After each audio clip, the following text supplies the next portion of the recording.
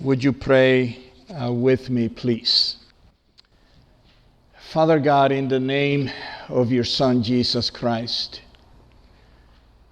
we thank you for your word, and we thank you for the inspiration of your word. And we praise you and we honor you. And I just ask my Father in heaven that by the presence of your Holy Spirit in all of us, that you would lead us to understand and receive your word as you want it to be understood and received. Bless my heart and my mind and my soul as I speak. And bless, oh Father, our minds and hearts and souls as we receive your written word. Be exalted, Father, in Jesus' name. Amen. Amen.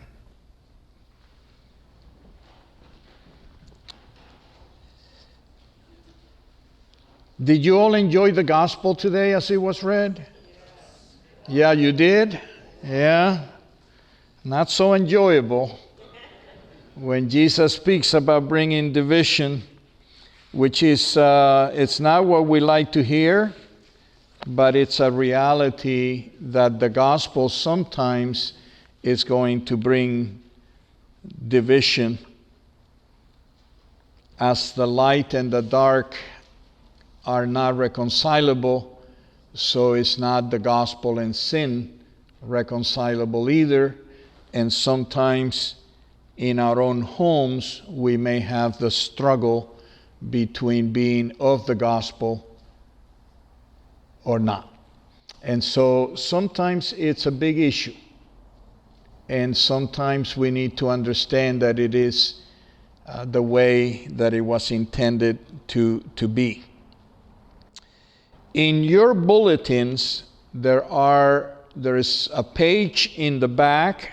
It's either a loose page or part of the bulletin, and it's an invitation for you to take notes of anything I may say that causes you to tremble or causes you to go deep in prayer or causes you to rejoice, and then later go back and check it out. So here we go. This past Monday that just went by, I had the privilege and the honor to represent the Burbank Police Department at a funeral service of the officer that was shot recently and killed trying to stop a tagger. I'm sure you all heard about it. Officer Juan Jose Diaz. I really felt called to be present. I asked the department if they were going to be sending a group of officers, and I wanted to be part of that. And so they called me up and they said, yes, definitely, we want you to come with us. The service was an extremely moving service, and it was held at the Roman Catholic Cathedral in the Cathedral of Our Lady of Los Angeles in downtown LA. I don't know if you've been there. I don't know if you've ever taken the time to go and see it. But it's a very impressive building. It doesn't look like much from the outside, but when you come in, it is really an impressive building. The Archbishop was there, Archbishop Gomez. He celebrated the Requiem Mass.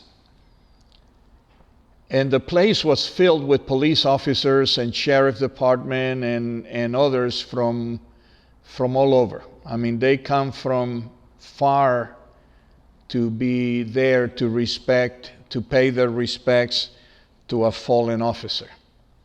And I was blessed and honored to be one of them and to sit among them as a chaplain of the Burbank Police Department. When I came in and we found a place to sit, one of the things that mostly impressed me right away was that on the inside of the cathedral, on both sides of the cathedral, the south and the north side of the cathedral, there were these fresco-like tapestries. These fresco-like tapestries that seemed like as if they were painted on the wall, like a fresco would normally be painted on the wall. But this was actually tapestry. It was actually made and sewn into fabric. On both sides of the church, and then there was one in the back. The one in the back, which is probably the eastern side or the western side, depending how you see it. The one in the back of the cathedral is of Jesus being baptized by John the Baptist, and that one kind of looks, that seems to be where the baptistry is. But then on the south and the north, there's all these tapestries, and I knew what I was preaching on this coming Sunday or today, and I wanted to take pictures of the place, but I also knew that it wasn't the correct thing for me to be taking pictures along the wall.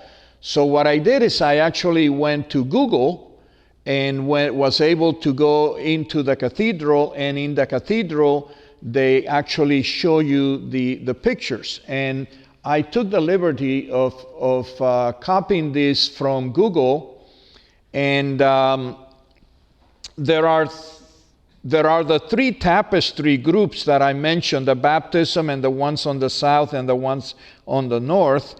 And the most prominent is this one, which covers almost the entire walls on both sides, and they kind of show what they call the communion of saints. The communion of saints. There's 25 fresco-like tapestries, and they depict 135 saints and people that the Roman Catholic Church considered blessed, or who have been blessed, not canonized, but blessed by the church from around the world, including holy men and women from North America. There were 12 untitled figures, including children of all ages, representing the many anonymous holy people in our midst. And all these figures, this one I think is in the south, but on both sides they are facing the cross. There is a cross window that is right above the altar where the services are. And they seem to be witnessing toward the cross. And I don't think that you can see some of the names, but for example, going from right to left, down below, it says Francis of Assisi, Claire, Monica, the Apostle Thomas, Peter Chanel, Maria Venegas, John the Baptist, Augustine, Bernard, Julius Maurlatis, Agatha, Martha Gosset, Peter, Paul, and then the other ones is Joan of Arc, and I can't read some of them. In the other one, there are additional names. All of these are very well-known figures that have lived through time and in their own time and in their own places, not all in the same country. And as I looked at this tapestry, I was just struck with the beauty of the whole sanctuary. And I'm talking about tapestry twice my size. Okay, I mean, they're very, very large on both sides of the church. And I could not avoid thinking of the many other great men and women of God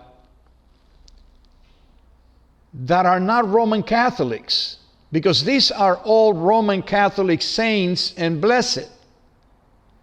But I could not stop to think of the many other thousands of thousands non-Roman Catholics that have been saints of God throughout time and have borne witness of Jesus Christ and the power of the cross and the power of the resurrection, but who are not depicted here in these frescoes. I could not stop to think, it just immediately came to my mind all those men and women of God whose names are completely unknown. Completely gone. Nobody even remembers them. They may not even have a plot in a cemetery. They may not even have a headstone. These are men and women of God who have suffered for the gospel. All through time, in their own lives, in their own ways. I could not stop but think of the many saints of God that you may not consider them to be saints because the church has not recognized them, but who are people who have touched your life and touched mine with their witness and their testimony. I could not stop to think of the many saints of God right here, right now, who are God's servants and may never be in a tapestry. And may never be in a tapestry. It may not adorn any church, but who are the people of God, the saints of God, the people who have given much to the spreading of the gospel and to the service and ministry of Christ.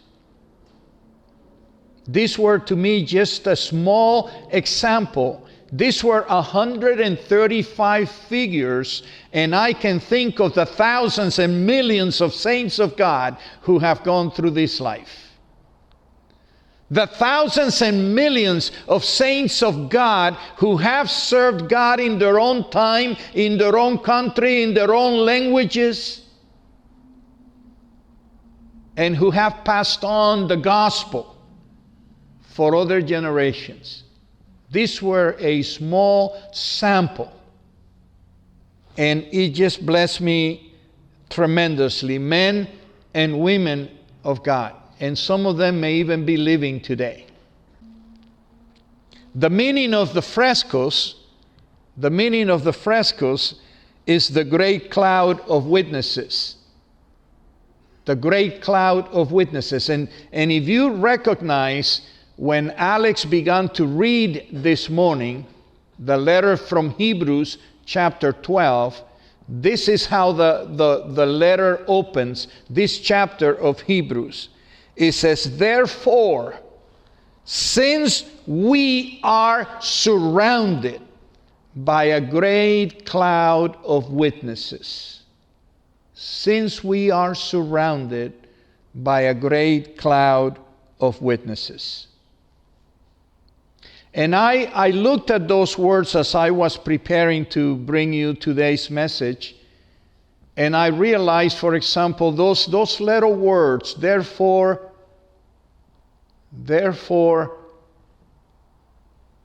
since we are surrounded. Therefore connects us with what precedes.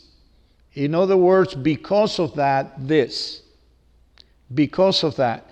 And it made me go back to chapter 11 of Hebrews, which was read last week. It's the famous chapter on faith.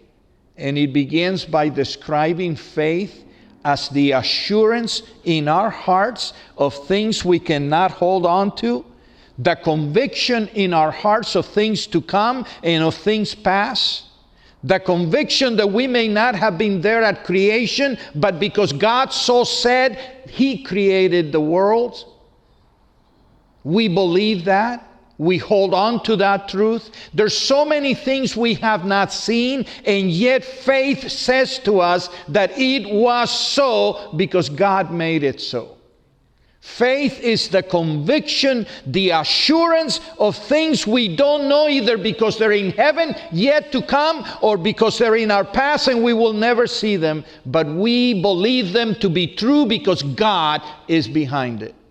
And that chapter then begins to give us examples of men and women who by faith have done great things. So therefore points us to what precedes. And then the next words, since we are, it's in the presence. It's in the present.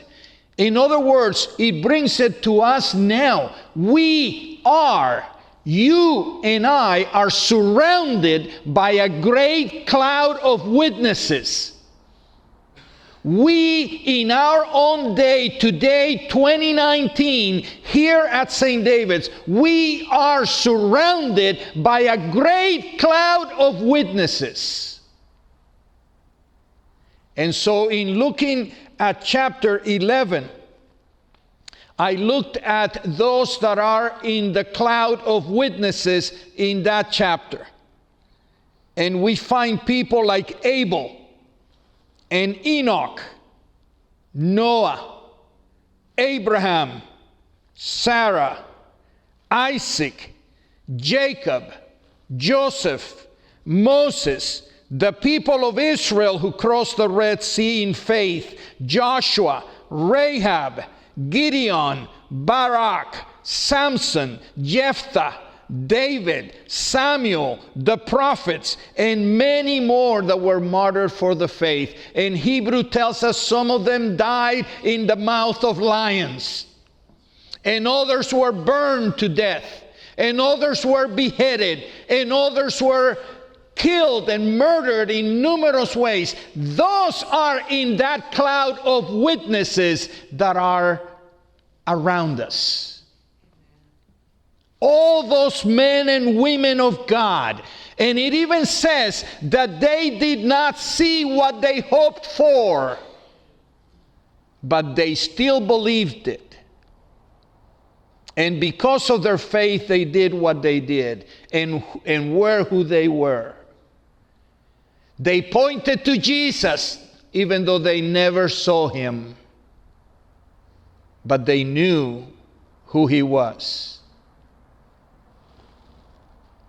And the ultimate witness, folks, is Jesus Christ Himself. He is the ultimate witness. In fact, Hebrew calls Him these words, which I loved. He calls Him the founder and the perfecter of our faith. The founder and the perfecter of our faith. That's how the English Standard Version says it. In my New King James, I love the way it says it, that He's the author and the finisher of our faith. I love that. He's the author and the finisher of our faith. Now let me give you a picture that makes all of this make sense. What the author of Hebrews is describing is a Colosseum-like place. It's like a stadium, a huge stadium. And in the midst of that stadium You and I are running a race. He may be picturing the Olympic Games. He may be picturing some of the Greek games. He may be picturing something that in his heart he was very familiar with, and so was his audience. In the midst of this Colosseum or stadium with all kinds of seating all around, in the middle are the believers of today running the race of Christ. And all seated in the stadium is this cloud of witnesses. And it says that Jesus is the author and finisher of our faith. You know what that means to me? It means that Jesus is the one at the starting point with the gun and shoots it and the race begins. But he's also the one at the end with the crown of glory awaiting for you and I to finish our race. He is the beginning and the end, the author and the finisher. He begins us and he ends us. It's in him that we have life now and life eternal. It is in him and him alone. He is the one at the starting point and the one at the finish of the race. And we who run toward him. Amen. And he awaits for us with the crown of glory to be ready to put it on our heads. Now let me tell you not just about Jesus. Let me tell you about the cloud of witnesses. The cloud of witnesses. These witnesses are not there just to watch you run. These witnesses are there shouting and cheering you on. These witnesses are there saying, come on, go, don't give up, don't give up. We run the race and we finish and we have the glory and you can have it too. Don't give up, Jose. There may be times that are hard. There may be times that you're tired. There may be times that you fall. Get up, get up, get up. Go, go, go. This is what the witnesses are saying. They're there to cheer you because they know that running a race may be hard. But the glory that awaits is worth every effort, every fall, every knee scraped. The crown of glory is worth it. And this cloud of witnesses are there to tell you we run the race in our own day, in our own life, in our own time. And we finish the race and we now are in the glory of the Lord. They're not there just as observers to watch you run. They're there to cheer you, to encourage you, to lift you up, to empower you in your race today. Therefore, since we are surrounded by a great cloud of witnesses, by a great cloud of witnesses. These are the Abrahams and the Moses and the Sarahs and the Rahab the prostitute. These are all those men and women whose name we'll never know, but because of them the faith have reached us. They are now in the stands. They are now in the crowds, and they cry out to you and to me not to give up on the race. Let me tell you, this race, this Christian race of the Christian life, it's not 100-yard dash. It's a long, lifelong race. Lifelong race until we finally collapse in the arms of Jesus. Until we no longer can take one more step and all we have is get there and just fall into his arms. But this race is real. And it will have its hard times and its hard moments, and we may fall. But when we fall, they cry the louder, "Get up, get up, get up!" The crown is worth every effort. The glory is worth every scrape and every sacrifice. They cry out for you and for me to keep running this race. Let me tell you another thing about this race. Jesus is the example, primary example of someone who gave it all.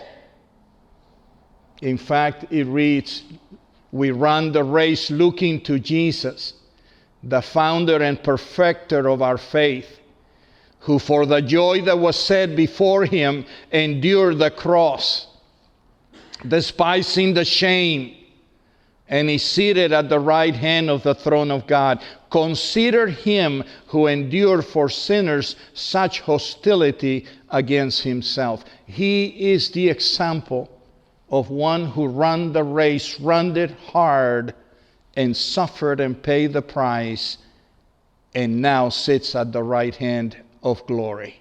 He is the primary witness of every believer who runs hard without giving up at any point in their lives. The picture is that of a foot race. Let me also tell you another thing, which I think it's important. We don't compete in the race of life to win against one another. It's not about who gets there first or not. It's all about getting there, period. Amen. Some of us will get there before others, some of us later. Many more Christians that are coming behind us will get there in their own time. It's not about who gets there first. I'm not competing against another believer. I'm competing against myself. That I get there at whatever cost, at whatever effort, at whatever sacrifice. The point is that I get there where Jesus is the end, the goal, the finisher of the Christian life. All begins with him, all ends with him. It's not a competition between believers. It's a competition with yourself that you will not give up. You will not give up no matter what hits you, no matter what knocks you down, no matter how it goes. You will not give up because Jesus is worth everything, every effort, every sacrifice. To hear at the end of your race, "Well done, good and faithful servants," is worth every sacrifice. By the way, let me tell you that the Greek word for witness is the word martyrion, which is where we get the word martyr. A witness is one who is willing to die, if necessary, for their witness of Jesus Christ. And no one is more of a martyr than Jesus himself. So whether we die a martyr, whether we die of old age, we are all God's witnesses, and the witnesses of what God can do with any of our lives. I want to give you another picture. I want you to recognize that there are forces in this life that don't want you to finish the race. I want you to recognize that there is a devil who wants you to stay down. We have an enemy who says to you and speaks to your mind and sometimes to your heart and says to you, "You're not worthy of the race." Or says to you, "You're too old, you can't give anymore, just lay down." Or says to you that Jesus is not there. or says to you, who in the world makes you think that you can run this race? There's all these voices in your heart and in your minds that may tell you that you're not worthy of running toward glory because you're too bad, because you're too weak, because you're a failure. There are voices that we allow to speak to us that tells us that we will never win, that this race is not winnable, that we're just wasting your time. There may be a voice that's saying to you, that may be saying to you that you're just not going to make it, to give up. There is an enemy that would love to trip you and would love to sit on you and not let you up. And it is the voice and the cry of the witnesses that pick us up. There's another picture that kind of came to my mind, and you've probably seen this picture before, or something similar to it. It speaks about, let us also lay aside every weight and sin which clings so closely. You see, when you run the race, if you're going to run the race, you want to be swift. You don't want a backpack full of rocks in your back. In fact, you see the runners, they have special shoes, they have shorts, they don't want anything. They even shave their heads at times so that not even the wind can stop them from reaching their highest potential.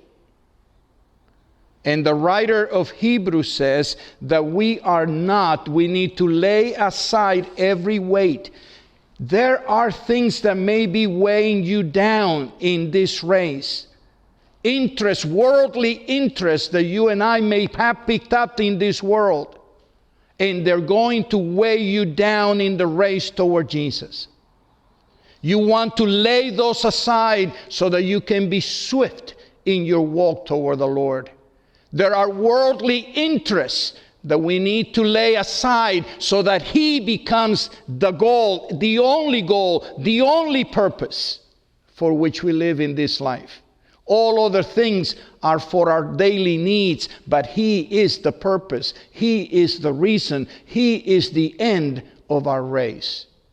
Lay aside every weight, because the weight just stops you. It blocks you. It holds you down. And lay aside the sin which clings so closely. One of the pictures I had in my mind was, you know how sometimes you've seen this, where people come behind you and they just tie up your shoelaces? Take a look at that. When your shoelaces are tied down, it may be a prank or whatever, and you try to run, guess what? You're going to fall flat in your face. And there's going to be people and there's going to be circumstances that will try to tie up your shoelaces and cause you to trip and to fall. In order for us to run this race, we need to be free to run toward Jesus. We need to be unencumbered by any friend or enemy that would try to stop you and divert you and make you run in a different direction, or tells you that you can get there some other way. No, you can't. Keep your eyes on Jesus. Keep your eyes on Jesus and run toward Jesus no matter what. And then as you keep reading Hebrews, the question becomes, what shall I do? What shall I do? It tells us, let us run with endurance the race that is set before us, looking to Jesus. Endurance, looking to Jesus. And then it says a little farther, that you may not grow weary or faint-hearted, that you may not grow weary or faint-hearted. And then it speaks about accepting the discipline of the Lord as a beloved son and daughter. You know, every runner and everyone that competes in any sports, they need a coach. And let me tell you, preparing to compete in any sport, whether football or basketball, you don't just show up and start playing. It takes years sometimes of preparation. It takes months before the season begins for you to prepare physically, mentally, spiritually, so that you can then compete at your optimum level. And we need coaches. And we need people that help us in this race. And it says that sometimes the Lord's discipline is necessary for us to get to top shape. And then it says, this is what we shall do. Lift your drooping hands. Imagine running like this with drooping hands. It just shows that you're really not interested in the race. It means that you're not putting your every effort. It means that you're already defeated and your shoulders are defeated and you're trying to run, but you yourself are already defeated, either by sin or by anything weighing you down. And what the writer of Hebrews says is get your hands up. Get your hands up and start running. Lift your drooping hands. Strengthen your weak knees. Make straight paths for your feet, so that what is lame may not be put out of joint, but rather be healed. Strive for peace with everyone, and strive for holiness, without which no one will see the Lord.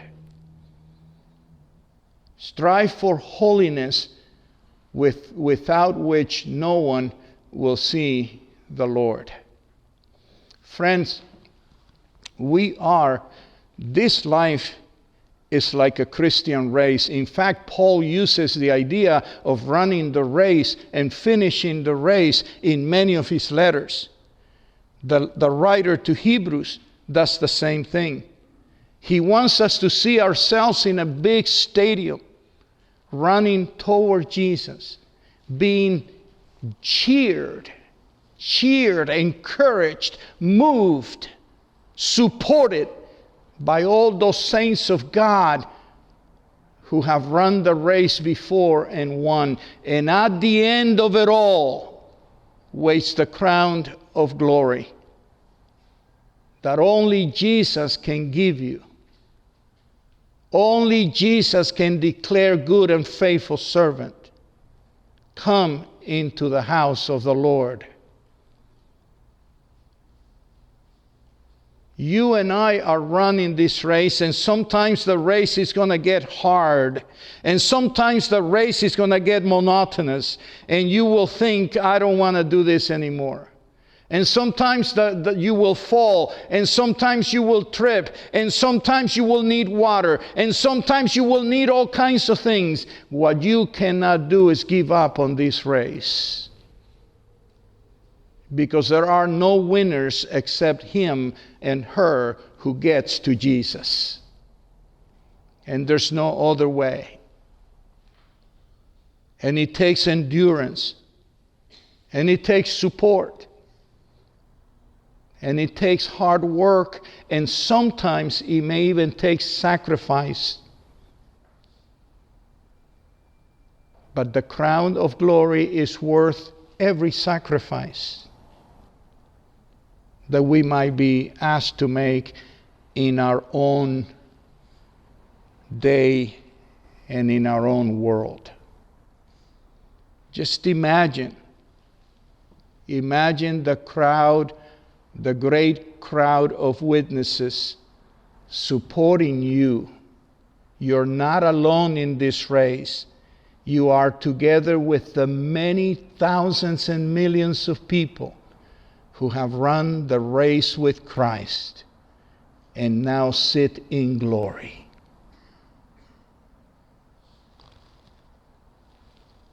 Amen.